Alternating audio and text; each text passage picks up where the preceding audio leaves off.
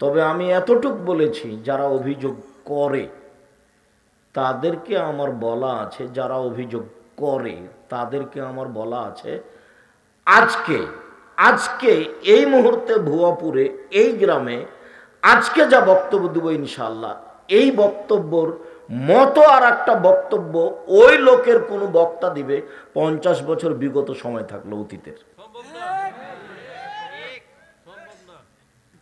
জাতিকে আমি কোনোদিন ফাঁকি দিইনি। কেন বিরোধিতা করে তা আমার জানা নাই। আমি আমার জীবনে কোনোদিন মানুষের পিছনে লাগা আমি প্রয়োজন মনে করি না। আমি কোনোদিন কারো গালি বা কারো বিরোধিতা, কারো বা নিন্দা, দল, মাঝাব কোনোটা নিয়ে আমি চিন্তা ভাবনা করি না, ওই পাতাই পড়ি না। কেন অভিযোগ আছে, কোথায় তাদের সমস্যা, আল্লাহই ভালো জানে। সম্মানিত দিনী ভাই বোন, বলছিলাম তো এই জন্য এটা আমরা শুকরিয়া আদায় করি আলহামদুলিল্লাহ। মর্মে আপনারা যে যেখানে আছেন, আমাদের পক্ষ থেকে আপনাদের উপরে আরো জোরালো অনুরোধ থাকলো যে আপনারা এসে বসে আলোচনা শোনেন। আমি আরো অনুরোধ করি যে আমি যদি কোনো এলাকায় আপনাদের চলে আসি, অন্তত 10 কিলোমিটার আশেপাশে যত দিনী ভাই বোন আছেন সবাই আসবেন বলে আমি আশাবাদী। আপনি তো আসবেন, কোনো হিন্দু মানুষ থাকলেও আসবে, আমি তারও কিছু না কিছু উপকার করবই করব। অন্তত তার শিষ্টাচারগত, তার গতিবিধিগত আমি তাকে কিছু বলবো যেটা তার জীবনে প্রয়োজন হবে, তার জীবনে সুবিধায় আসবে, কল্যাণে আসবে, তার দুনিয়াবি উপকার হবে। সম্মানিত দিনী ভাই বোন, অত্র আয়াতে আল্লাহ তাআলা যেটা নকশা উল্লেখ করেছেন, তাতে এক সময়ে মেয়ে জন্ম নিলে পিতার মুখ কালো হতো। ইন্নালিল্লাহ, এটা কি হলো? মেয়ে কেন জন্ম নিল? এটা হতো, সে মানুষ সমাজে যেত না, দোকানপাটে বসতো না, হাট বাজারে যেত না, লজ্জা পেত। কেন? হাট বাজার দোকানপাটের লোক তাকে নিন্দা করবে। খালা ফুফুর বাড়ি যেত না। কেন? খালা ফুফু তারা নিন্দা করবে যে তোর ছেলে হয়েছে, কি মেয়ে হয়েছে, এখন কি করবি। মানে হওয়ার পর থেকে তার একটা টেনশন খালা ফুফু সবার পক্ষ থেকে, যেটা এখন দেখছেন আপনি। অথচ নারীর অবস্থা ভিন্ন। আল্লাহ তাআলা বলেন, ওই ইদাল মাউদাতু সুইলাত বিআইয়ি যামবিন কুতিলাত, বিচারের মাঠে যেসব মেয়েকে জীবিত পুঁতে দেওয়া হয়েছে সেসব মেয়েকে জিজ্ঞাসা করা হবে, বলো তো তোমাকে কোন অপরাধে হত্যা করা হয়েছে। আল্লাহ মেয়েকে পেটে নষ্ট করা বা মেয়ে হতে না দেওয়া বা জীবিত মেয়েকে মেরে ফেলা, মাটিতে পুঁতে দেওয়া, একে আল্লাহ হত্যা বলে ঘোষণা দিয়েছেন। বলেছেন যে এই মেয়েকে জিজ্ঞাসা করা হবে, বলো তো তোমার বাপ মা তোমাকে হত্যা করেছে কোন অপরাধে, তুমি কি অপরাধ করলে। আব্দুল্লাহ ইবনে মাসউদ রাদিয়াল্লাহু তাআলা আনহু বলেন, একজন লোক আল্লাহ রাসূলকে জিজ্ঞাসা করলো, আল্লাহ নবী, আইয়ুয যামবি আকবার, সবচেয়ে বড় পাপ কোনটি? তখন আল্লাহ রাসূল উত্তরে বললেন, আনতাদুল্লাহ খালাকা আনতাদুআ নিদান ওয়া হুয়া খালাকা, তুমি আল্লাহর সাথে শিরক করবে, এটাই সবচেয়ে বড় পাপ। মানে শিরক সবচেয়ে বড় পাপ। তখন জিজ্ঞাসাকারী বলছেন, সুম্মায়ুন, তারপরে কোনটা বলেন তো? আল্লাহ রাসূল বললেন, তাকতুল ওয়ালাদাকা খাসিয়াতা ইয়াতামামাক, খাদ্যের ভয়ে, সুখী সংসারের আশায় তুমি সন্তান হত্যা করবে, এটা হলো পৃথিবীতে দ্বিতীয় মহাপাপ। আপনারা ছিলেন 10-12 ভাই বোন, কিন্তু আপনার ছেলে মেয়ে দুইটা না হয় একটা, দুনিয়ার শয়তান, ওর কাছে আছে বড় মোবাইল, দিন রাত জেনা করে। একটা মেয়ে কারো কথা মানে না, জেনাই তার সফলতা, পুরুষের পোশাক তার সফলতা, বন্ধুর সাথে ঘোরাই তার সফলতা, পুরুষের পোশাক পরে চলাই তার সফলতা। আপনার মেয়ের খবর আপনি জানেন বেশি। আমরা রাস্তাঘাটে যেটা দেখছি সেটা তো দেখছি, পুরুষের সাথে মিশে থাকতে হবে, তার পোশাক পরতে হবে, এটা হলো এখন স্বাভাবিক গতি। অথচ রাসূল সাল্লাল্লাহু আলাইহি সাল্লাম বলছেন, লানাল্লাহু আল মুশাব্বিহিনা ওয়াল মুশাব্বিহাত, যারা পুরুষের সাদৃশ্যতা অবলম্বন করে নারী হয়ে, যারা নারীর সাদৃশ্যতা অবলম্বন করে পুরুষ হয়ে, তাদের উপরে অভিশাপ, তাদের উপরে অভিশাপ, তাদের উপরে অভিশাপ, তাদের উপরে গজব। আর যারা উভয় লিঙ্গের দাবিদার বা যারা হিজড়ে, ওদেরকে আল্লাহর নবী বাড়ি থেকে বের করে দিতে বলেছেন, ওরা পুরুষ। এই বিষয়ে আল্লাহ রাসূলের পক্ষ থেকে খুব শক্ত কঠোরতা আছে। আবু হুরায়রা রাদিয়াল্লাহু তাআলা আনহু বলেন, রাসূল সাল্লাল্লাহু আলাইহি ওয়াসাল্লাম বলেছেন, 3 শ্রেণীর মানুষ জান্নাতে যাবে না। তার এক শ্রেণীর মানুষ হচ্ছে আর রাজনাত মিনান নিসায়ে, পুরুষের বেশধারী নারী, যারা পুরুষের পোশাক পরে চলে, যারা শার্ট প্যান্ট গায়ে দেয়, যারা গেঞ্জি গায়ে দেয়, যারা পুরুষের পোশাক পরে, যারা দৌড়িয়ে বেড়াচ্ছে, জিন্স প্যান্ট পরছে, খেলাধুলায় মত্ত আছে, পুরুষের সাথে দিন রাত চলছে, যেগুলো দেখতে পাচ্ছেন, রাসূল সাল্লাল্লাহু আলাইহি ওয়াসাল্লাম বলেছেন এরাই হচ্ছে 3 শ্রেণীর মানুষ, জাহান্নামে যাবে, জান্নাতে যাবে না। তার মধ্যে এরাই সমাজের সবচেয়ে নিকৃষ্ট, ঘৃণিত, অভিশপ্ত মানুষ। এই ঘোষণা আল্লাহর নবী বলেছেন, মুহাম্মদ সাল্লাল্লাহু আলাইহি ওয়াসাল্লাম। সেটা আপনার মেয়ে, সেটা আপনার স্ত্রী।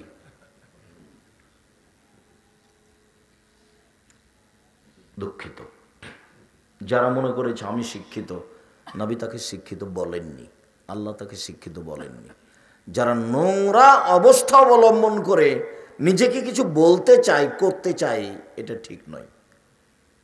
রাসূল সাল্লাল্লাহু আলাইহি সাল্লাম একথা বলছেন, দেখো আমি খুব দুঃখিত যে আমার উম্মত ইহুদি খ্রিস্টানদের সাদৃশ্য হয়ে যাবে। তখন তিনি বলছেন যে তোমরা হয়ে যাবে বানর, তোমরা হয়ে যাবে শোর, তোমরা হয়ে যাবে বানর, তোমরা হয়ে যাবে শূকর। যেদিন তোমরা কৃষ্টি কালচারের নিয়ম নীতিতে, চাল চলনে, কথাবার্তাতে, চলাফেরাতে ইহুদি খ্রিস্টানের মতো হবা, সেদিন তোমরা সন্ধ্যায় থাকবে মানুষ আর সকালে হবে শোর, বানর।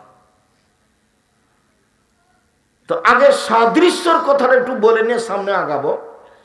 সাদৃশ্যের কথার ব্যাপারে রাসূল সাল্লাল্লাহু আলাইহি ওয়াসাল্লাম বলছেন, শোনো, আন্নাল বিন্নাল, ডান পায়ের জুতা যেমন বাম পায়ের সমান, ডান হাতের বিঘত যেমন বাম হাতের সমান, সমান সমান। আমার উম্মত ইহুদি খ্রিস্টানের সাথে চাল চলনে, কৃষ্টি কালচারে মিলে যাওয়াতে হবে সমান সমান। ইহুদি খ্রিস্টান যদি মায়ের সাথে জেনা করে থাকে, আমার উম্মত মায়ের সাথে জেনা করবে। হাদিস বুখারী মুসলিম। এরা নিচে নামতে নামতে নামতে এত নিচে যাবে যে ইহুদি খ্রিস্টানের চাল চলন গ্রহণ করতে করতে যদি ওরা মায়ের সাথে জেনা করে, তো এরাও করবে। লন্ডন সফরে সাউথ হল থেকে যখন জুমার খুতবা দিয়ে নিচে নামছিলাম, তো দড়িয়ে একটা লোক এসে একটা ছোট্ট ছেলে সামনে নিয়ে এসে বললো যে আমার ছেলেটার জন্য দোয়া করেন। তো ছেলেটার সামনে নিয়ে আসতে আমি দোয়া করলাম, কিন্তু আমি দেখলাম ছেলেটার মাথার বাম দিক দিয়ে এভাবে 3টে কেঁচির দাগ দেওয়া আছে, চুল কাটা আছে। তো আমার স্বাভাবিক ধারণাতে আমি বুঝলাম যে এর মা মনে হয় চুল কেটে দিচ্ছিল, যার কারণে ঠিক মতো কেঁচি ধরতে পারেনি, এরকম হয়ে গেছে।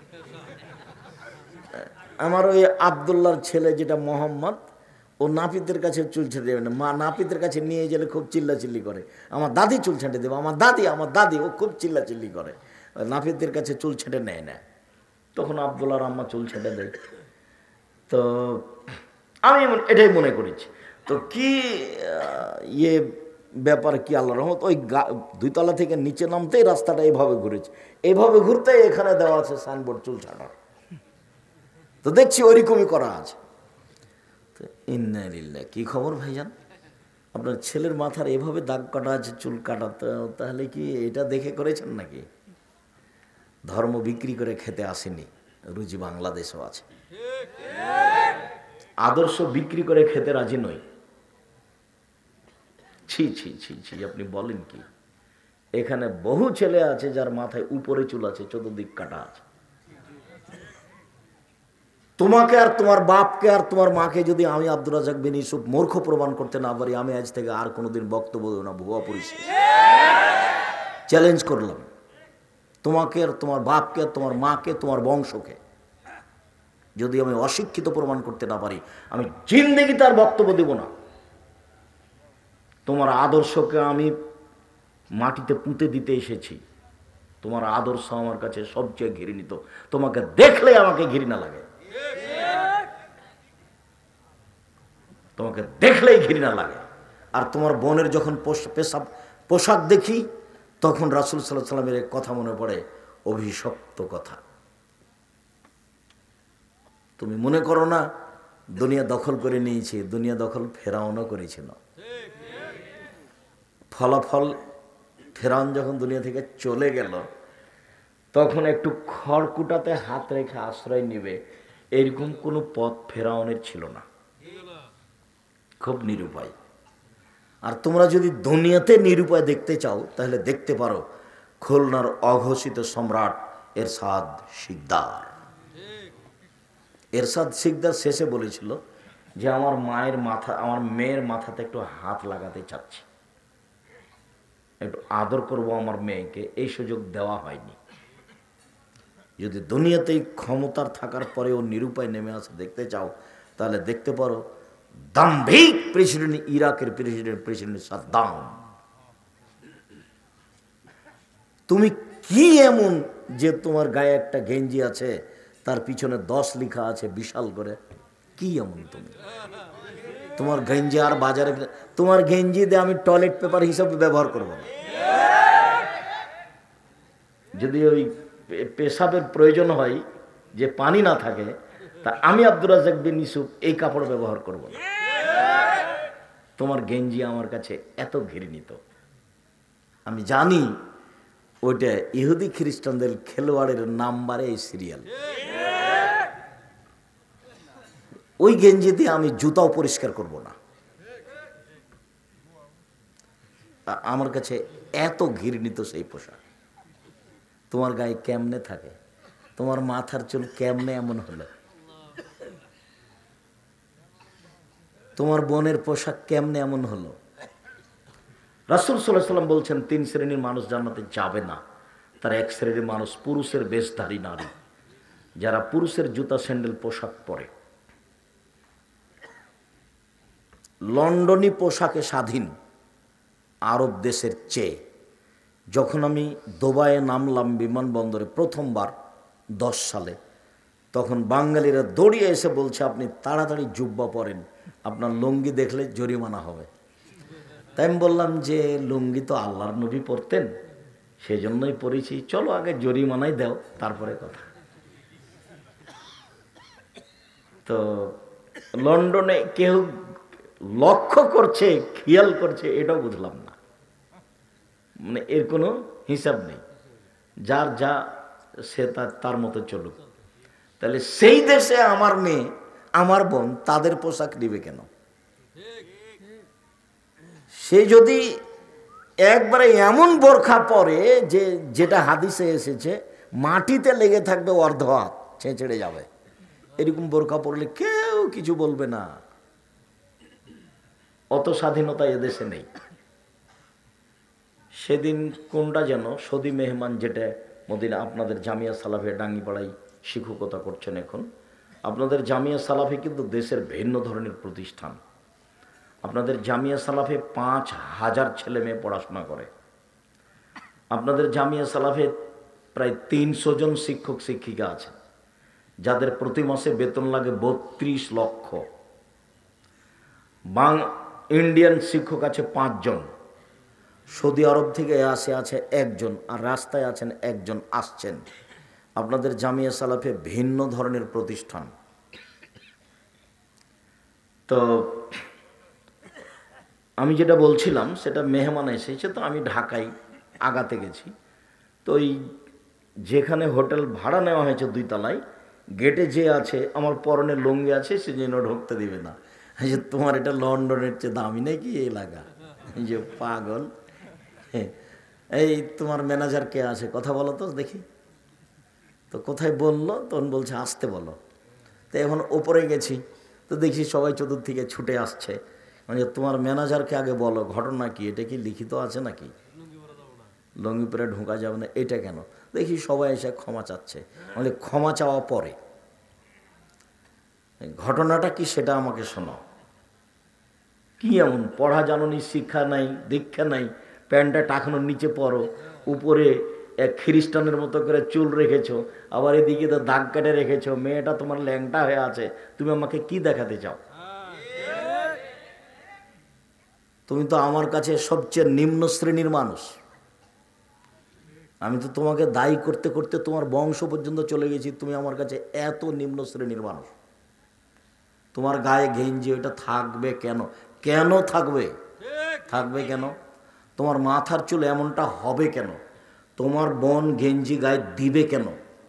ওর রক্ত মুসলমান, ওর গোস্ত মুসলমান, ওর শুক্রকীট মুসলমান, ওর জন্ম মুসলমান, ওর বংশ মুসলমান, ওর জাতি মুসলমান, ওর নিজস্ব নীতি আছে।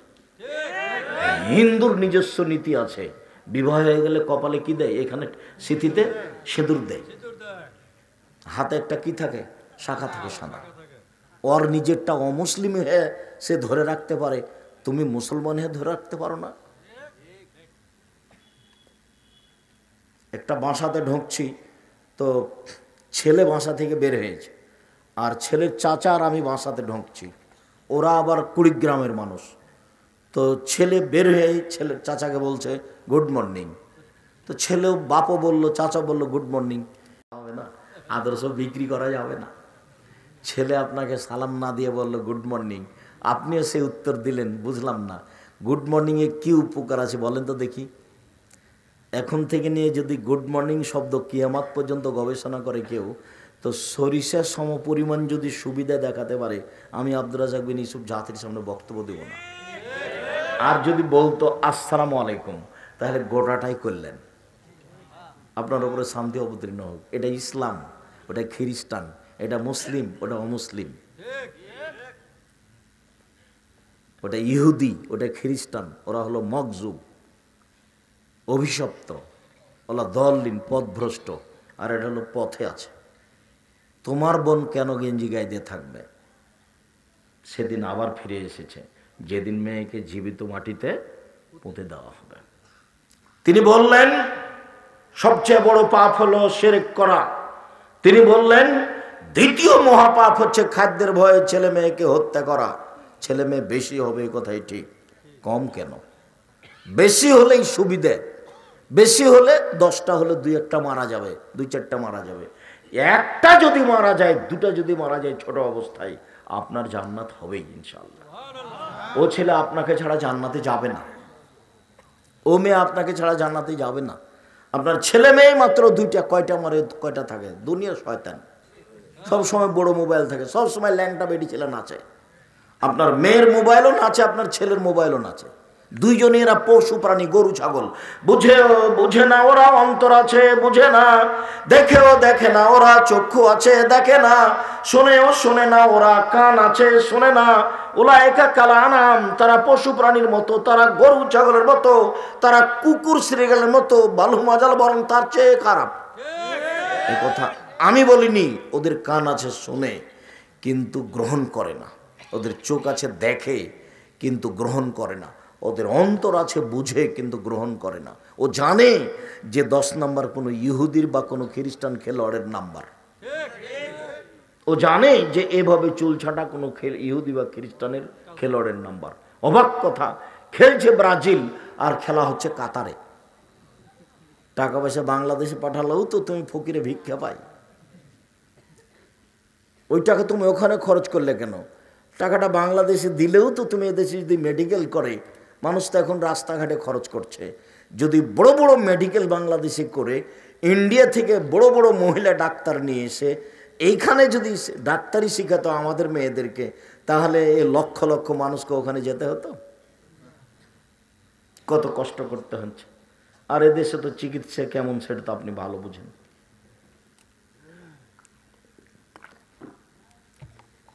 আমি একটু কানটা একটু অসুবিধা হয়েছিল, সুর করছে, একটু একটু করে পানি আসছে। তো দিনাজপুরে দেখলাম বড় ডাক্তার, বলে খুব সমস্যা, কি যে হয়।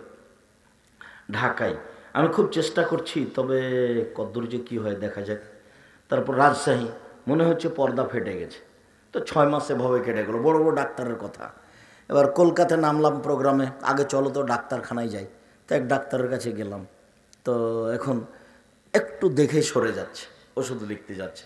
তা বলছে, হাজরাত যারা মেহরবানি কারকে দোবারা দেখতেন, একটু দয়া করে যদি আবার দেখতেন। ওর দেখাটা আমার কাছে পছন্দ হয়নি। তখন বলছে যে 2 দাওয়া লিখ দিয়া, 2টা ওষুধ লিখে দিয়েছি, আর কোনো দিন হবে না, ভালো হয়ে যাবে। যদি হয় তাহলে 1 নাম্বারটা ব্যবহার করবেন না, 2 নাম্বারটা ব্যবহার করবেন। 2 দিনও পার হয়নি, ভালো হয়ে গেছে। জি জি, সেটা আমি বুঝলাম না। সম্মানিত দিনী ভাই বোন, মুগিরা ইবনে শুবা রাদিয়াল্লাহু তাআলা আনহু বলেন, রাসূল সাল্লাল্লাহু আলাইহি ওয়াসাল্লাম বলেছেন, ইন্নাল্লাহা হাররামা উকুকাল উম্মাহাত, আল্লাহ বাপ মায়ের বিরোধিতা করা চিরদিনের জন্য হারাম করে দিয়েছেন। জীবনে কোনোদিন মায়ের সামনে জোরে কথা বলবেন না, যা হবে হবে।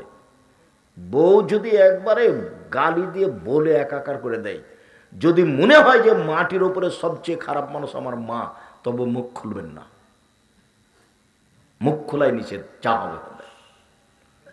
বোঝা যাচ্ছে যে মাটির উপরে সবচেয়ে খারাপ মানুষ কে? মা। এরপর আপনি মুখ খুলবেন না। এই ধৈর্য আপনাকে আনতেই হবে যে কোনো মূল্যে। বুঝলাম, টাকা দিয়েছি আমি মায়ের হাতে, দেখি পরের দিন মা বলছে যে টাকাটা নাই, কি হয়েছে? তোর বোনকে দিয়ে দিয়েছি। আরে টাকা আপনাকে দিলাম এ খেতে, একটু ফলমূল খেতে, আপনি আমার বোনকে দিলেন মানে? একসাথে খেতে বসেছে আমার ছেলে আমার বোনের ছেলে, দেখি বড় চাকাটা, বড় মাছের টুকরাটা আমার মা আমার বোনের ছেলেকে দিচ্ছে। আরে টাকা দিয়ে আমি আর দিন রাত আমার মা গান গায়ে আমার বড় ভাইয়ের বা আমার বোনের, সব সময়। আমার ছেলে মেয়েকে দেখতেই পারে না। একবার এটা নগদ মনে হবে, একেবারেই সত্য, সত্যই হচ্ছে, তাই বাস্তব, কিন্তু আপনি মুখ খুলতে পাবেন না। আপনি অনুরোধ করে যা সামলাতে পারেন সামলান, তাছাড়া আপনি মুখ খুলতে পারেন। জোরে কথা বলা নিষেধ, কিছু বলা তো বহুদূরের কথা।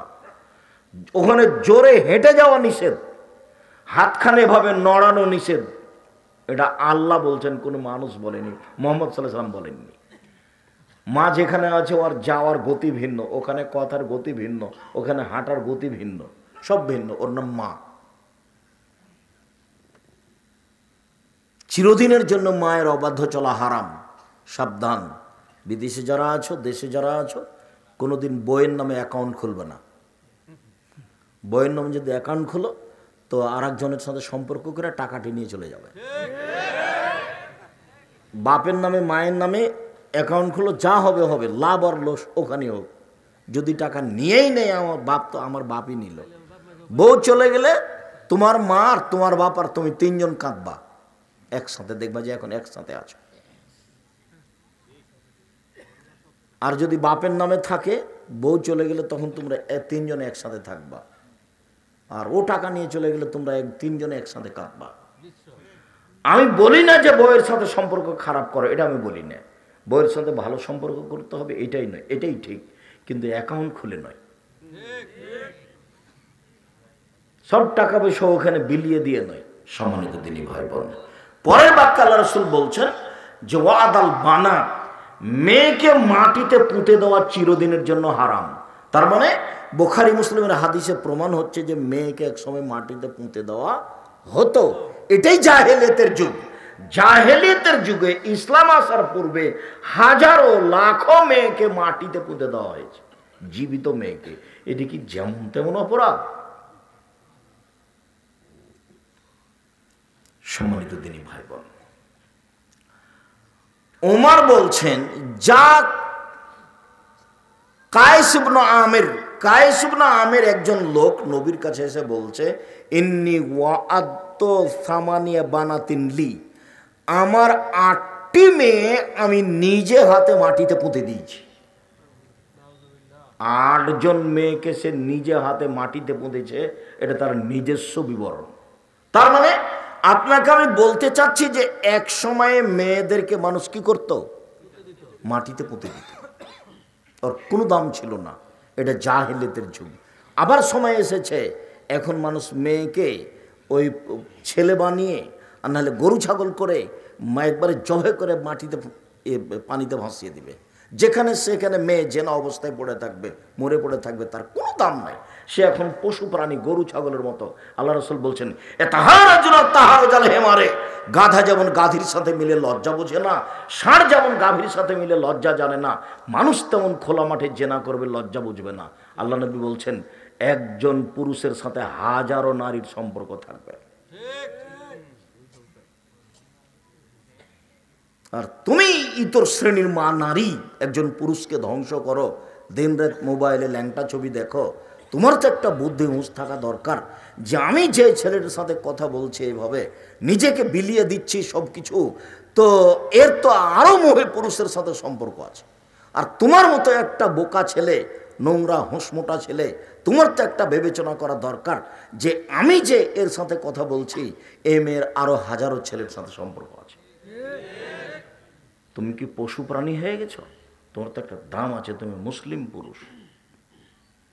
আল্লাহ রাসূল বলছেন, আমার জীবনে বড় ভয়, আমার উম্মত গোপন পাপে লিপ্ত হবে, এটাই আমার ভয়। ইন্না মিম্মা তাখাওয়াফাল উম্মতি আশ-শাহওয়াতুল খাফিয়া, আমার উম্মতের উপরে আমার যেটা বড় ভয়, আমার উম্মত গোপন পাপে লিপ্ত হবে, এটাই আমার ভয়। প্রায় বড় মোবাইলে জেনা হয় দিন রাত।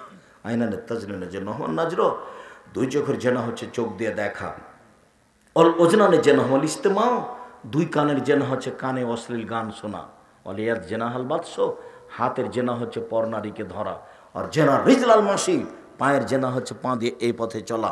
জেনাল কাল ততমনা তস্তাহি, অন্তরের জেনা হচ্ছে বিষয়টি নিয়ে ভাবা। আর জেনাল লিস্কনুৎক, আর জিবার জেনা হচ্ছে কথা বলা। তুমি মোবাইলে দিন রাত কি কথা বলো সেটা তুমি জানো। সব কথা লেখা হচ্ছে, বিচার হবে একদিন। মাটি যত অত্যাধুনিক যন্ত্র, পৃথিবীতে এত উন্নত মানের যন্ত্র তৈরি হয়নি, কিয়ামত পর্যন্ত হবে না। এইসব যন্ত্র যেগুলো তুমি দেখতে পাচ্ছ, এগুলোর সময়ে ভেঙে যাওয়া, মিটে যাওয়া, হারিয়ে যাওয়া আছে। এই মাটিকে এমন একটা আল্লাহ অত্যাধুনিক যন্ত্র হিসাবে তৈরি করে দিয়েছে, একবারে আদম থেকে নিয়ে কিয়ামত পর্যন্ত সব কথা ধরে আছে, ধরে থাকবে। হেমাইজিন তুহাদ্দিসু আখবারাহা, বিচারের দিন সব top top top top top top করে বলতে হবে। আল্লাহ নবী বলছেন, আল্লাহ বলছেন বলবে। আর আল্লাহ নবী বলছেন, ফাত্তাকুদ দুনিয়া ওয়াত্তাকুন নিসা, পৃথিবীর মানুষ তোমরা মহিলা থেকে বেঁচে থাকো এবং মাটি থেকে বেঁচে থাকো। মাটি কিন্তু বিপজ্জনক ব্যাপার, বিপজ্জনক বস্তু। এই যে কত বড় বিপজ্জনক বস্তু আমি আর আপনি এখন বুঝতে পারি না। যেদিন আমার বিপক্ষে কথা বলবে সেদিন আমি বুঝতে পারবো। সম্মানিত দিনী ভাই বোন, সালামা ইবনে ইয়াজিদ আল জৌফি বলছেন যে ইনতালাক্তু আনা ওয়া আখিলান নবী সাল্লাল্লাহু আলাইহি সাল্লাম, আমি আর আমার ভাই নবীর কাছে গেলাম। নবীর কাছে গিয়া বললাম, ইয়া রাসূলুল্লাহ, হে আল্লাহ রাসূল, ইন্না উম্মানা মুলাইকা তাসলুর রাহেমা ও তাকরিজ জাইফা, আমাদের মা মুলাইকা, ওদের মায়ের নাম মুলাইকা।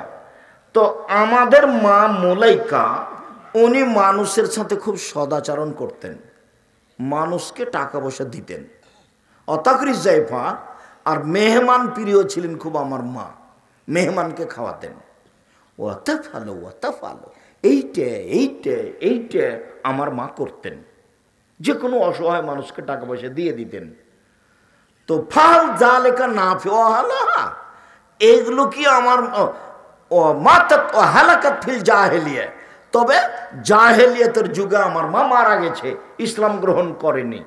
এখন ওই কাজগুলো কি আমার মায়ের কোনো উপকারে আসবে? কালা লা, আল্লাহ রাসূল বলেন না, কোনো উপকার আসবে না।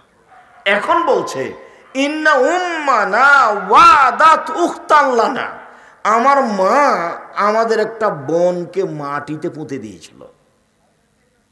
ফাল জালেকা নাফিওয়া, এইটা কি আমার মায়ের কোনো উপকারে আসবে?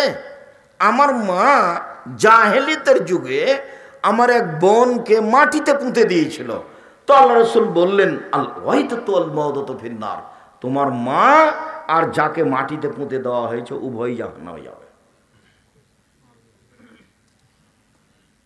এতক্ষণ পর্যন্ত হাদিসগুলো পেশ করে আপনাকে আমি দেখালাম জাহেলিয়াতের যুগে নারীদের অবস্থা। এক মিনিট, জাহেলিয়াতের যুগে নারীদের অবস্থা দেখাতে গিয়ে দুইটা ঘটনা নকল করছি। লম্বা ঘটনা হলো, খুব তাড়াতাড়ি বলছি। একটা ঘটনা খুবই ন্যাক্কারজনক ঘটনা, সব বুখারী মুসলিমের হাদিস। আর একটা ঘটনা স্বাভাবিক। একটা ঘটনা স্বাভাবিক, সেটা হলো এই যে এখন স্বামী মারা গেলে ওই মহিলা বিবাহ বসতে পাবে না বা শোক পালন করবে কতদিন? 4 মাস 10 দিন। 4 মাস 10 দিন। আর জাহেলিয়াতের যুগে স্বামী মারা গেলে শোক পালন করতো 1 বছর। আবার থাকতে হতো বাড়ির পিছন দিকে একটা কুঁড়ে ঘরে। কুঁড়ে ঘর বুঝেন আপনারা? ঝুপড়ি ঘর। বুখারী মুসলিমের হাদিসে এসেছে তার নাম হিফস। হিফস বুখারী মুসলিমের হাদিসে এসেছে বাড়ির পিছন দিকে যেখানে কুকুর সিলগা দৌড়াদৌড়ি করে, ওইখানে তাকে ঘর করে দেওয়া হবে। সে ময়লাযুক্ত কাপড় পরবে, পরিষ্কার কাপড় পরতে পাবে না। আর ওর জন্য একটা প্লেট থাকবে, যে প্লেটে অন্য কেউ খেতে পাবে না। একটা গিলাস থাকবে, যে গিলাস অন্য কেউ ব্যবহার করতে পাবে না। কেউ যারা কাজের মেয়ে এইভাবে খাবার দিয়ে আসবে। স্বামী মারা গেছে সেই জন্য। এটা হলো জাহেলিয়াত। এখন বাড়িতে থাকবে, ছেলের কাছে থাকবে, বাপের বাড়িতে থাকবে, যেখানে সুবিধা সেখানে থাকবে। 4 মাস 10 দিন নিরাপদ জায়গায় থাকবে। বিবাহ বসতে পাবে না 4 মাস 10 দিন। সাজগোজ করতে পাবে না 4 মাস 10 দিন। নাকের গয়না খুলতে পাবে না। এটা হলো হিন্দুদের নীতি। মরার সাথে সাথে আপনার এই ভুয়াপুরের মহিলারা যারা আশেপাশে আছে, নাক ফল খুল খুল খুল খুল, নাকে যে ফুল আছে এটা খুল, স্বামী মারা গেছে, স্বামী মারা গেছে, যা আছে গলায় হাতে সব খুলে ফেলা। এটা হলো হিন্দুদের নীতি। যা আছে ওই মহিলার গায়ে কলায় স্বামী মারা গেছে ওইভাবেই থেকে যাবে, খুলতে হবে না। সাজগোজ করতে পাবে না কতদিন? 4 মাস 10 দিন। সে স্বামীর বাড়িতে থাকবে, যেখানে তার নিরাপদ জায়গা সেখানে থাকবে। তাহলে জাহেলিয়াতের যুগে কি ছিল? 1 বছর। জাহেলিয়াতের যুগে কি ছিল? বাড়ির পিছন দিকে কুঁড়ে ঘর। জাহেলিয়াতের যুগে কি ছিল? ভাঙা প্লেটে খাবার দিতে হবে, ময়লাযুক্ত কাপড় পরে থাকতে হবে। আরো খারাপ নোংরা কথা, যে ওই একটা উটের গায়ে গোবর মাখাতে হবে বা উটের গোবর নিজের গায়ে মাখতে হবে এবং লজ্জা স্থানকে উটের গায়ের সাথে ঘষতে হবে পবিত্র হওয়ার জন্য। এটা হলো জাহেলিয়াত আর এটা হলো ইসলাম। আর জাহেলিয়াতের যুগে বাড়ির সামনে পতাকা দেওয়া থাকতো, এই মেয়ের সাথে জেনা করে যে সন্তান হবে সে হবে সমাজের নেতা। তো কত মানুষ আসবে, একটা সময় পর্যন্ত তার সাথে জেনা চলবে। তারপরে যখন ওর সন্তান হবে তখন ওর যাকে ইচ্ছা তাকে ডেকে বলবে এটা আপনার স্বামী, এটা এই ছেলে আপনার, আপনি আমার স্বামী। ছেলে বাছাই করার জন্য শুক্রকীট গ্রহণের জন্য পদ্ধতি চলে, যেটা এখন আবার দেখা দিয়েছে। কাজেই সন্তানের যত ইউটিউব যে কোনো মাধ্যম আছে সব হারাম, একটাও জায়েজ নয়। সরাসরি স্বামীর মাধ্যমে হবে, আর নাহলে এই স্বামী বাদ দিয়ে তুমি আরো রোজ স্বামী ধরো না, বৈধ পথায় কোনো সমস্যা নেই। এই স্বামীর কাছে থাকো 2 মাস 6 মাস, যদি তোমাকে ভালো না লাগে খোলাক তালাক দাও, যে আর একটা স্বামীর কাছে যাও, দেখো সন্তান হয় কিনা। শরীর তোমাকে বাধা দেয়নি। তুমি এইভাবে শুক্রকীটে সন্তান নিতে গেলে কেন? কে তোমাকে বলেছে? এটা জেনারেট